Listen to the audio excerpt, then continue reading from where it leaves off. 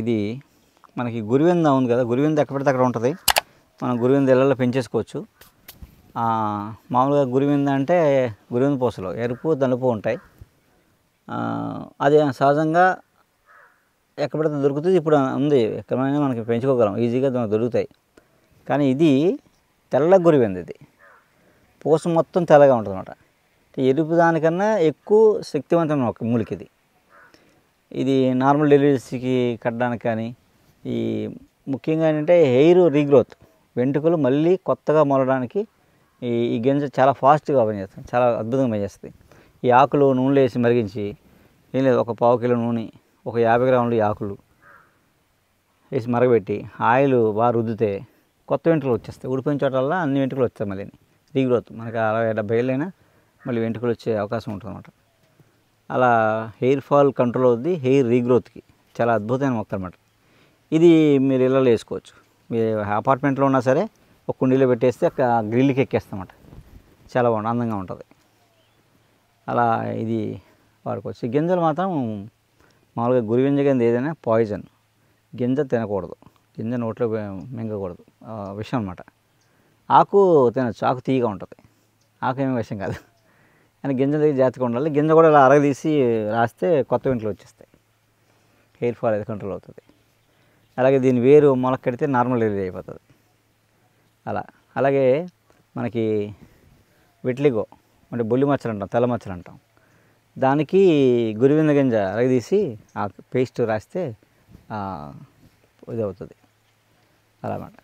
అలా ఏంటంటే ఈ గురివింద ఇది తెల్లది. ఇది ఇక్కడ మాకు ఎక్కడంటే శ్రీకాకుళం దగ్గర బౌల్డ్ ఉండేవి ఈ ఫారెస్ట్లో, ఇప్పుడు ఎక్కడా కనపట్లేదు. ఇవి కూడా అలాగే ఎవరో పట్టుకుని మొత్తం మీద 1 సంవత్సరం పాటు వెంటాడితే ఒక అతను పట్టుకొచ్చి ఇచ్చాడు. విత్తనాలు ఎన్ని కొద్దిగా ఇన్ని పట్టుకొస్తే నాకు భయం కొద్ది ఏం చేశానంటే ఎన్నో ఒక 50 గింజలన్నీ ఇచ్చాను. అదికి ఎంతైనా 50 25 15 గింజలు ఇచ్చా 15 గింజలు ఇచ్చాను. 15 వేసారు, 15 మొక్కలు వచ్చాయి. సరే లక్కీ అనమాట. మిగతా ఇంకో ఉన్నాయి, 100 ఉంటాయి. అవి కూడా ఇక్కడ వేసి ఏం చేస్తామంటే ఈ సంవత్సరం అంతా వీటిని ఇక్కడ ఈ కట్టవల్లో ఎక్కించేస్తాం, చెట్లకి ఎక్కేసి ఈ సంవత్సరం పెరిగిపోతాయి. నెక్స్ట్ ఈ ఇయర్లోనే కాయలు వస్తాయి శుభ్రంగా. ఆ కాయల నుంచి గింజలు వస్తాయి. మనకు అప్పుడు ఈ 50 మొక్కలు 100 మొక్కలు ఉన్నాయనుకోండి, మనకు ఒక 50,000 మొక్కలు వస్తాయి. నెక్స్ట్ ఇయర్కి మనం ఈరోజు 50 మొక్కలు చేసాం కదా, నెక్స్ట్ ఇయర్కి 50,000 మొక్కలు చేస్తాం. అంటే నెక్స్ట్ ఇయర్ అందరికీ మనం తెల్ల గురించి అందరి ఇళ్ళలో వేసుకుంది. కానీ చాలా అందంగా ఉంటుంది. పాదు కూడా ఎప్పుడుకి ఎలా గ్రీన్గా ఉంటుంది, మంచి ఫ్లవరింగ్ బాగుంటుంది, చాలా బాగుంటుంది. ఒక ప్రికాషన్ ఏంటంటే గింజ తినకూడదని చెప్పాలంతే. అది ఓకే. అలాగే మన దగ్గర పసుపు మోదుగా, తెలుపు మోదుగా కూడా ఉన్నాయి, వేరే చోట పెట్టాం. అవి కూడా వస్తే చెప్తాను, ఇంకో రోజు మీకు చెప్తాను. అలా రేర్ ప్లాంట్స్ ఏవైతే ఉన్నాయో అవి ట్రై చేస్తాం మనం. ఇది ఎర్రచిత్రం మూల. అది చూసాను, ఎప్పుడో చాలా కాలం క్రితం చూసాను. తర్వాత చాలా ట్రై చేశాను. ఒక చోట ఉన్నాయన్నీ వెళ్ళివ్వండి, అక్కడే ఉన్నాయి రమ్మని ఎవరు. అంటే ఎర్రచిత్రం మూలం ఇది రేర్ ప్లాంట్. ఇక్కడ మారేమిల్లి లోపల చాలా ఎక్కువ ఉండేది. ఒకప్పుడు విపరీతంగా ఉండేది. మా దగ్గర కూడా ఉండేది చాలా కాలం. తర్వాత మేము ఊరి నుంచి వెళ్ళిపోయిన తర్వాత అది పోయింది. మధ్యలో చాలా ట్రై చేశాను, చాలా చోట్ల చాలామందిని అడిగోండి. తెలిసిన వాళ్ళు కూడా ఫారెస్ట్లో చాలామంది మా దగ్గర ఉందండి ఇస్తాను వారు.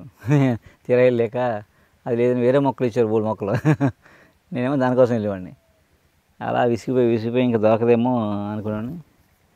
మళ్ళీ లక్కీగా మనం మధ్యబీడు వెళ్ళడం, మనం ఎప్పుడో 20 ఏళ్ళ క్రితం మళ్ళీ చూసాను అన్ని మొక్కలు. అక్కడ కూడా అంతరించిపోతున్నాయి, ఎన్నో లేవు, అక్కడక్కడ ఉన్నాయి. మనం అక్కడ ఏం చేసామంటే ఒక మొక్క తీసుకొచ్చాం, దాన్ని కట్ చేసి 50 మొక్కలు చేసాం. ఒక మొక్క తీసుకొచ్చి ఆ మొక్కని ఈ కొమ్మలు కట్ చేసి పెట్టాం. ఒక 50 వాటిల్లో 50 బతికేసాయి ఇక్కడ మనకి. అలా ఏంటంటే ఇప్పుడు ఈ 50 నుంచి ఒక 6 నెలల సంవత్సరం పోతే ఒక 2,000-3,000 మొక్కలు చేస్తాం. ఇవి తీసుకెళ్ళి మళ్ళీ వాళ్ళకే ఇచ్చి అక్కడే పెంచుతాం అన్నమాట.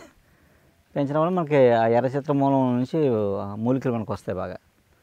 అలాంటి మంచి మందులు చేసుకోవచ్చు. లక్కీగా ఇక్కడ తెచ్చి వేసాం. మనకి ఒక మొక్క కూడా ఫెయిల్ అవ్వకుండా వచ్చిందన్నమాట. అండి నర్సరీలో ఎర్రచిత్ర మూలం వచ్చింది. ఇది ఇంక మళ్ళీ నెక్స్ట్ ఒక 6 నెలలు పోయాక మళ్ళీ కట్ చేసి మళ్ళీ పెడతాం. అలా అంటే మళ్ళీ నెక్స్ట్ ఇయర్కి ఒక 5-6 వేల మొక్కలు ఎన్నో అవుతాయి. మళ్ళీ తీసుకెళ్తే అక్కడ 2-3 ఎకరాలు మనం ట్రైబ్స్తో వేయించచ్చు అనమాట. ఈ స్థలాల పెరిగిపోతుంది. అలా డెవలప్ చేసే పనిలో ఉన్నాం. సో దీని నుంచి అప్పుడు మనం మందులు తయారు చేసుకోవచ్చు. నమస్కారం. రాష్ట్ర మరియు దేశ ప్రజలందరికీ కూడా నా యొక్క హార్దిక శుభాకాంక్షలు అండి. నేను సామాన్య కుటుంబం మాది అనకాపల్లి జిల్లా ఎస్రాయవరం అండి. సామాన్య కుటుంబం అయ్యండి మాకు 2 పిల్లలండి. 2 పిల్లలకి కూడా ఒక భయంకరమైన వ్యాధి క్రాన్స్ అనే వ్యాధి వచ్చిందండి. దీని గురించి వివిధ రంగాల్లో వివిధ వైద్యుల్ని కూడా సంప్రదించాం, కానీ ఎక్కడ తగ్గక ఆఖరికి ఇక్కడ డాక్టర్ రవివర్మ గారు అండ్ ధన్వంతరి సహస్రాయపేట దగ్గరికి వచ్చామండి. వచ్చిన తర్వాత మేము వైద్యం తీసుకున్న తర్వాత మా పిల్లలిద్దరికీ కూడా వ్యాధి అనేది తగ్గుముఖం పట్టిందండి.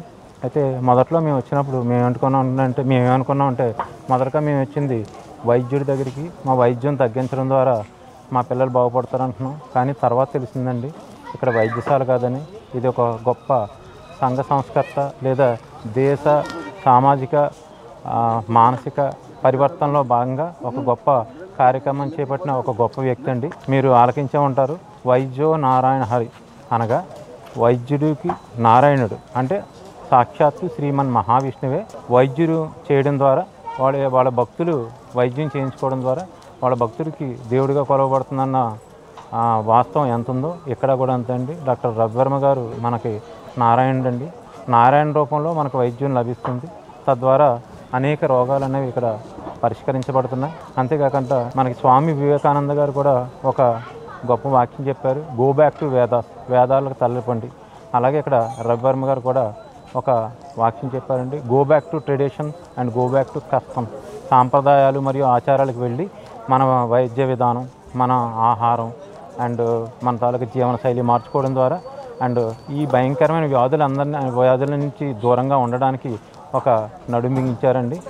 దాంట్లో భాగంగా వివిధ రకాలైన మొక్కలు, వనమేగులు, తద్వారా మన సామాజిక మార్పు చేయడానికి ఒక సంఘ సంస్కర్త ఆవిర్భవించారని నేనైతే నమ్ముతాను. కొంతమంది కొడతారు, కొంతమంది క్రియేట్ చేయబడతారు. అలాంటి క్రియేట్ చేయడంలో ఒక గొప్ప వ్యక్తి డాక్టర్ రవివర్మ గారండి. మరి ఇక్కడ ఉన్న ఆశ్రమం ఇవన్నీ చూసిన తర్వాత మేమైతే వైద్యానికి వచ్చాం అనుకున్నాం, కానీ మేము డైరెక్ట్గా ఒక శ్రీమన్ మహావిష్ణువే కలిసినంత సంతోషంగా ఉందండి. మా పిల్లల్ని ఎక్కడో వెళ్ళిపోతారన్న మా పిల్లల్ని తిరిగి తీసుకొచ్చి ప్రాణాలతో మా చేతుల్లో పెట్టారండి. ఎంతకన్నా గొప్ప భాగ్యం ఒక సామాన్యుడికి ఎక్కడ ఉండదండి. దయచేసి రాష్ట్ర దేశ ప్రజలందరికీ విజ్ఞప్తి ఏంటంటే ఆయుర్వేదం అంటే అపోహలు ఉన్నాయేమో, కానీ ఆయుర్వేదం అంటే మన ప్రాణం, మన దేశ సాంప్రదాయం, సంస్కృతి. దీని నుంచి మనం దూరంగా వెళ్ళిపోయి ఇంగ్లీష్ వైద్యం చేసుకొని మన దేహాలను మనమే పాడు చేసుకుంటున్నాం. అది కాకుండా ప్రజల్లో మార్పు తీసుకురావాలి. ప్రజల్లో మార్పు వచ్చి మీరందరూ మాట్లాడారని చెప్పేసి నేను కోరుకుంటున్నాను. ఇది వైద్యాలయం కాదండి, పూర్తిగా ఒక భగవంతుడి తాలూకు నిలయం. అది మాత్రం నేను సాక్షాత్తు ఇక్కడ చూశానండి.